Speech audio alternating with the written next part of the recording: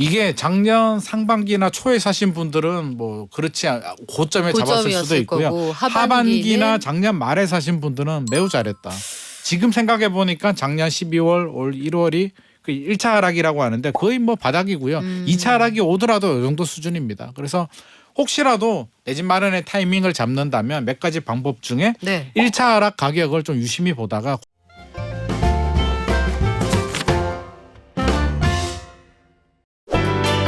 작년에 거래가 완전히 끊겼을 것으로 예상했던 매매 시장에서 그래도 100만 명에 가까운 사람이 집을 샀다. 올해는 그리고 아파트 산 사람들 나이별로 나눠보니까 30대가 40대보다 집을 더 많이 샀다. 이런 통계가 나왔습니다. 그리고 방금 들어온 속보도 있네요. 8만 호가 들어갈 수 있는 신규 택지를 어디 조성할 거냐. 요거까지 부동산경제연구소 김인만 소장과 함께 싹 정리해드립니다. 안녕하세요. 안녕하세요. 소장님, 우리 오산 세교, 용인 이동, 구리 네. 토평 등 5곳에 신규 택지가 들어선다. 요 소식부터 한번 들어볼까요? 네, 따끈따끈하게 1시간 네. 전에 나온 속보인데요. 뭐 계속 한다고 했습니다. 우리 926 대책이었죠. 공급 대책에서도 이제 그 공급 계획 신규 택지를 발굴한다라는 뉴스가 있었는데 이번 내용을 보면 일단 오산입니다. 오산 세교 3지구인데요. 이게 어디냐고 하면 이제 동탄 신도시 남쪽으로 조금 내려오면 오산이 있거든요. 오산 세교 1지구, 2지구 있는데 3지구를 또 개발한다고 합니다. 3만 1,000호니까 요 정도면 거의 신도시 그러니까 광교 신도시나 판교 신도시 정도 네. 규모는 되기 때문에 신도시라고 보시면 될 것 같고요. 조금 더 내려와서 이제 동쪽으로 가면 용인 이동이라고 있습니다. 이게 저수지도 있고 여기 용인 맞나 싶을 정도로 저도 이제 한 몇 년 전에 한번 임장 가긴 했는데 진짜 시골이거든요. 호수 있고 막 여기가 행정구역이 용인이지 진짜 용인인가 라는 생각이 들었는데 네. 이제는 완전히 달라질 것 같습니다. 신도시 개발이 되니까 16,000호 정도 개발이 된다고 하니 네. 아무래도 반도체 클러스터하고 좀 연계가 돼서 이렇게 좀 발전을 할 것 같고요. 구리 토평 서울 가깝죠. 구리 토평 2지구가 18,500가구가 공급이 됩니다. 그래서 총 65,000호 정도 공급이 되고요. 이번에는 지방도 들어갔습니다. 지방. 청주 분평 2지구에 9,000호가 나오고요. 저는 여기 지역 보고 눈이 좀 번쩍 띄었는데 제주도. 지금까지 우리 제주도 거의 안 나왔잖아요. 네. 제주도 화북 2지구에 5,500호를 공급하겠다라고 발표가 됐습니다. 총 8만 호 정도 되고요. 저는 내용을 보면서 일단 제주도는 저는 맞는 것 같습니다. 계속 공급이 좀 부족했고 실제로 제주도 가보면 아파트가 굉장히 부족하거든요. 그래서 제주도에 공급하는 거는 잘했다는 생각이 드는데 나머지 지역에 대해서는 약간 그런 논란이 있어요. 지금 입주 물량이 나오면 괜찮은데 이게 10년이 더 걸리잖아요. 개발하고 그렇죠. 하면 10년 후에 입주 물량이 나왔을 때 부동산 시장 분위기하고 맞물리면 어떤 영향을 줄까? 공급 과잉이 될 수도 있고요. 또 주택시장 안정에 도움이 될 수도 있는데 정부는 어떻게든 공급 부족에 좀 방점을 두고 있는 것 같습니다. 그런 것 같죠. 최근 들어서 공급 부족할 거다, 내년엔 더 심각해질 거다 이런 얘기가 나오니까 공급의 계획이 있다는 걸 알려주는 거잖아요. 네네 알려주고 아마 확실한 의지 같습니다. 제가 작년 가을이었나요? 무슨 간담회 있어가지고 이제 가서 질문을 하나 했는데 국토부 차관이 그때 오셨는데 제가 그 질문을 했거든요.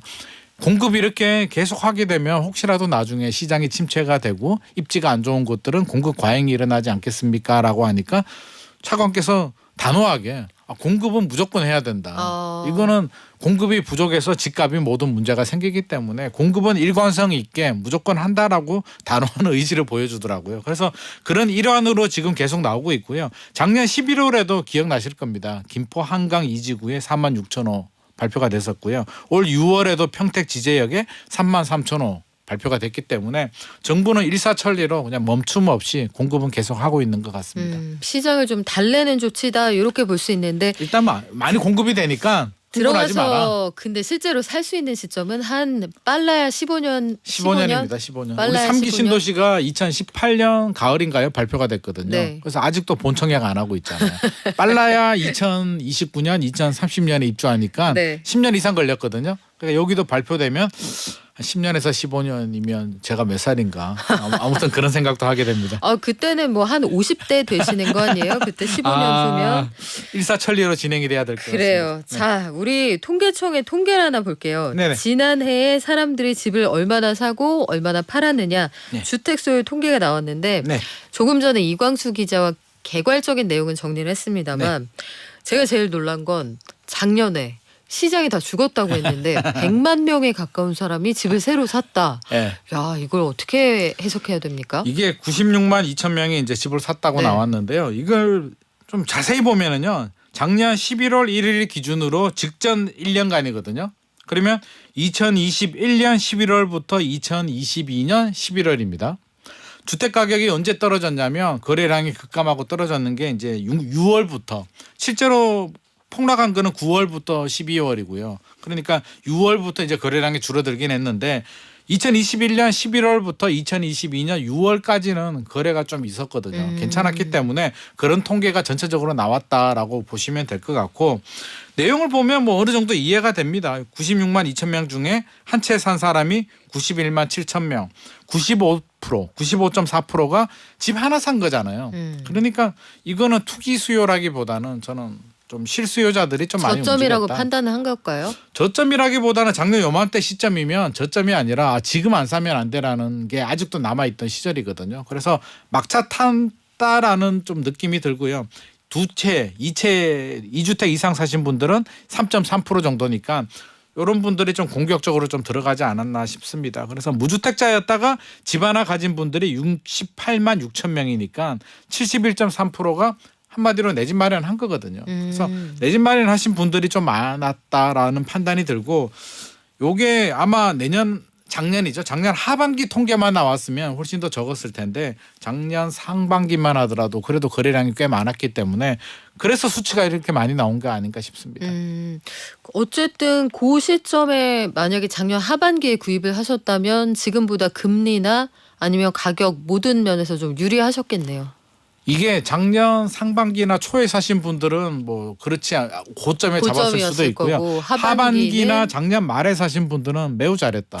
지금 생각해 보니까 작년 12월, 올 1월이 그 1차 하락이라고 하는데 거의 뭐 바닥이고요. 2차 하락이 오더라도 이 정도 수준입니다. 그래서 혹시라도 내 집 마련의 타이밍을 잡는다면 몇 가지 방법 중에 1차 하락 가격을 좀 유심히 보다가 그 정도로 가까이 왔다 또는 조금 더 떨어졌다라고 하면 그 가격을 기준으로 움직여 보시는 것도 좋을 것 같습니다. 그러면 우리 김인만 소장님은 고 1차 하락이라고 부르는 그 시기만큼의 하락이 조만간 또 올 수도 있다 이렇게 보시는 거예요? 조만간이라기보다는 저는 한 번은 오리라고 생각을 하고요.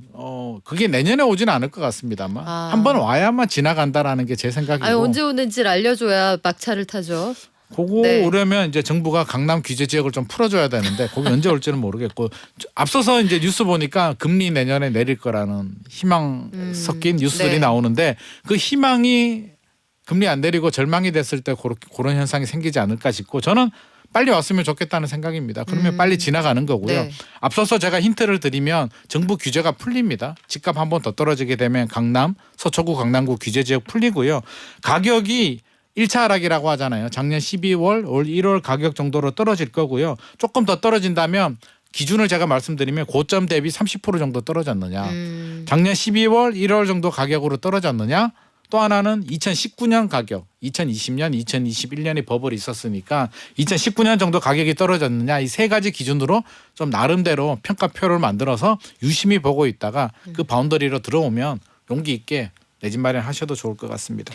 자, 다주택자의 비중은 그래서 이번 통계를 보니까 전년보다 줄었어요. 그러니까 이게 작년 기준이니까 2021년보다 다주택자의 전체 그 집 가진 사람 대비 비중은 줄었는데 다주택자의 숫자 자체는 늘어났거든요. 이것도 좀 볼까요? 이게 뭐 비중은 줄었다고 합니다. 그래서 주는 게 정상이죠. 2021년에 워낙 과열이 됐는데 숫자가 늘어났다는 게 이게 사실 아까 제가 말씀드렸듯이 그 시점 자체가 완전 하락기가 포함된 게 아니라 2022년 우리 고점이 언제였냐 보면 2021년 하반기에서 2022년 상반기까지가 고점이 많이 나왔거든요. 그래서 그 겹치는 부분이 좀 있어서 이런 현상들이 나온 거로 저는 보여지고요.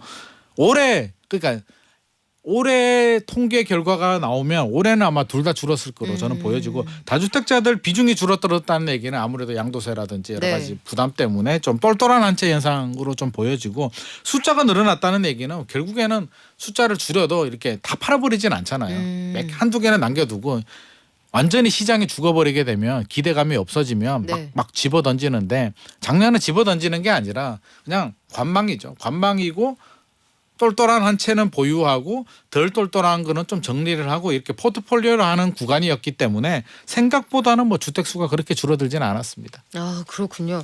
상위 10% 자산가액이 하위 10%의 40%다. 야, 이렇게까지 벌어진 줄은 몰랐는데 주택 시장의 양극화가 숫자로 정말 명확하게 드러나네요. 이게 숫자를 보니까 네. 느낌이 좀 확실히 오고 있는데요. 이게 뭐 갑자기 나타난 현상은 아니고 우리 양극화 문제는 계속 지적을 하고 있는 부분이잖아요. 그래서 실제로 이렇게 벌어졌다는 게 약간 충격처럼 느껴지지만 계속 벌어지고 있었고 오히려 격차는 그 전에는 49배였거든요. 49배까지 갔습니까? 49배까지 갔다가 40배가 갔으니까 살짝 줄어들긴 했는데 그나마 줄어든 게 이 그나마 정도다. 줄어들었는데 이 양극화 문제는 사실 뭐 어떻게 한 가지 두 가지 문제로 이렇게 해결할 수 있는 문제는 아니기 때문에 정부나 국회 차원에서도 이걸 줄이기 위한 노력을 좀 하셔야 될 것 같고요. 우리 사회 전반적으로도 이게 줄어들어야만 모두가 잘 사는 세상이 쉽지는 않겠지만 조금 더 가까이 다가가지 않나 싶습니다. 자, 이번 주 시장 동향을 좀 보겠습니다. 이번 주 시장 동향은 어떻습니까? 시장 동향은 지난주하고 비슷한데요. 계속 지금 안 좋습니다. 계속 안 좋은데 전국이 0.03%까지 갔고요. 0.07, 0.05, 0.04, 0.03까지 갔습니다. 그래서 서울 수도권 지방 모두 이렇게 조금씩 내려오고 있고요. 상승 지역도 137개에서 105개까지 줄어들었고 하락 지역은 32개에서 55개까지 늘어났기 때문에 이게 한국 부동산원 통계입니다. 네.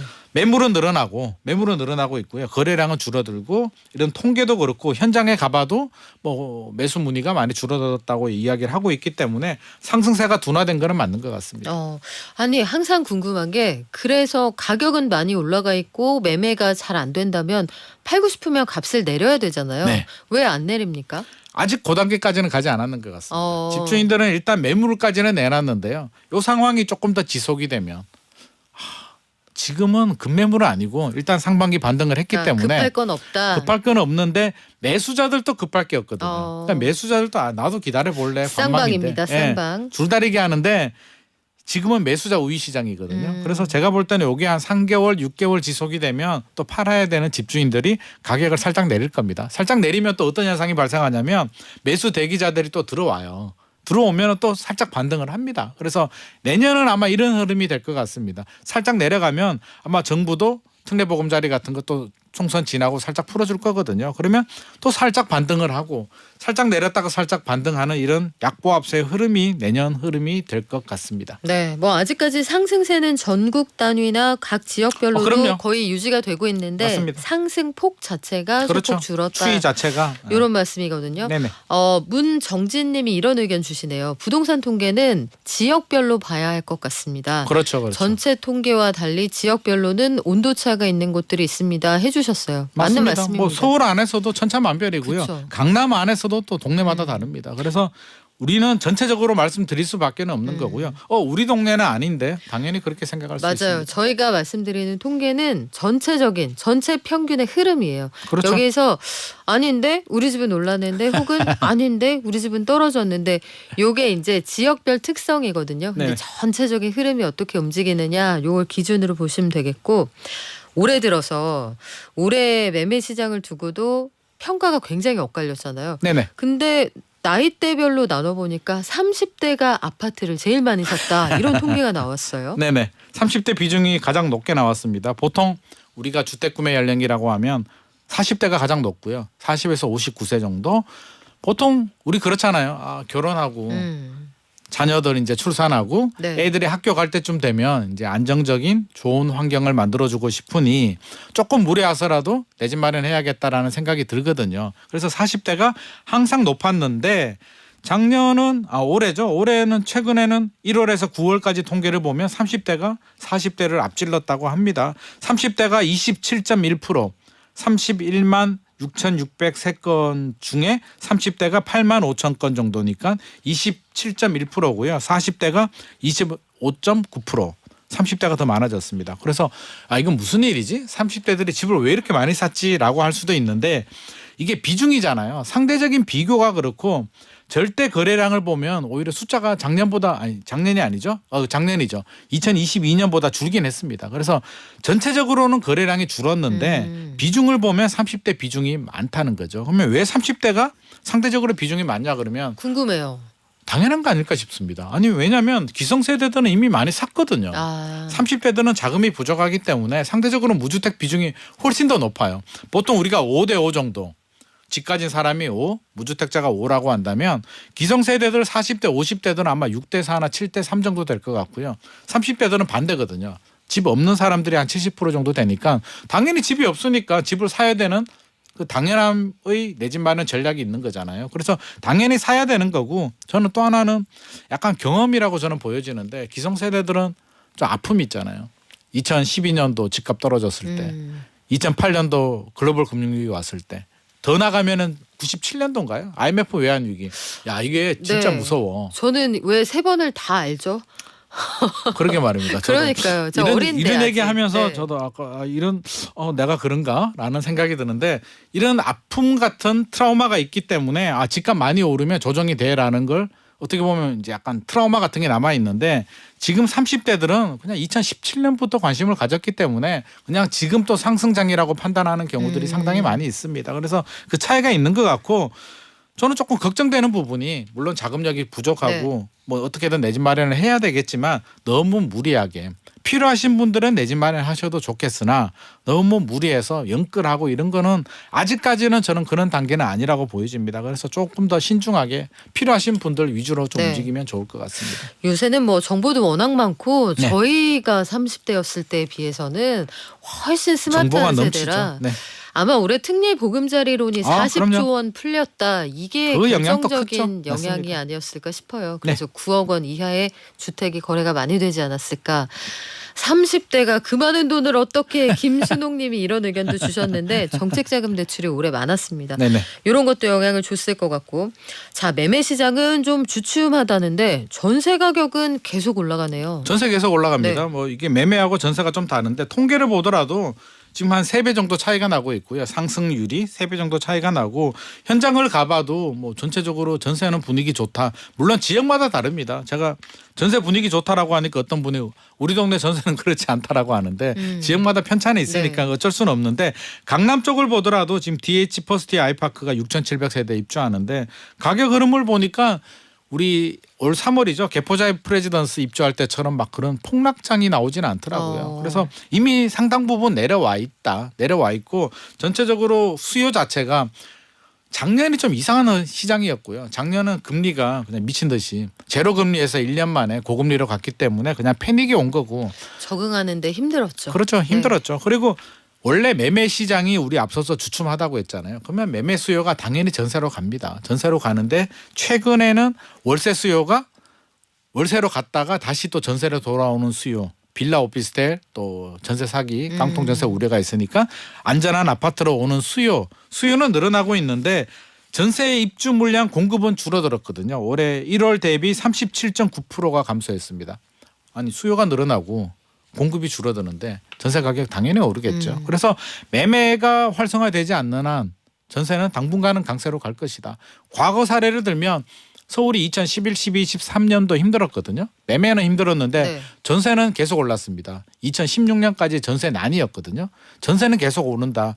결국에는 그 시기가 지나면 그렇게 올라간 전세가 매매 가격을 밀어올리기 때문에 매매가 다시 대세 상승이 될 수는 있으나 당분간은 매매보다는 전세가 조금 더 힘을 받을 것 같습니다. 아니 그게 궁금했어요. 그래서 전세 가격이 이렇게 올라간다는 게 매매 가격 상승의 전조 증상으로 봐야 되는 거냐 이거 궁금하거든요. 전조 증상은 맞는데 이게 실시간으로 반영되지는 않습니다. 그래서 혹시라도 전세 가격 올라가니까 내년에 매매 가격 폭등하는 거 아니야? 그렇지는 않고요. 이게 시차가 있습니다. 제가 앞서서 그래서 과거 사례를 말씀드렸잖아요. 11, 12, 13, 14, 15, 16년까지 오르고요. 아파트는 16년부터 올랐거든요. 매매는. 네. 그러니까 전세하고 매매가 시차가 3년 정도 존재한다는 거는 우리가 좀 생각을 하고 있는 게 좋을 것 같습니다. 그럼에도 불구하고 전세 가격은 좀 올라갈 것 같다. 뭐 내려갈 이유가 없을 것 같습니다. 그래요.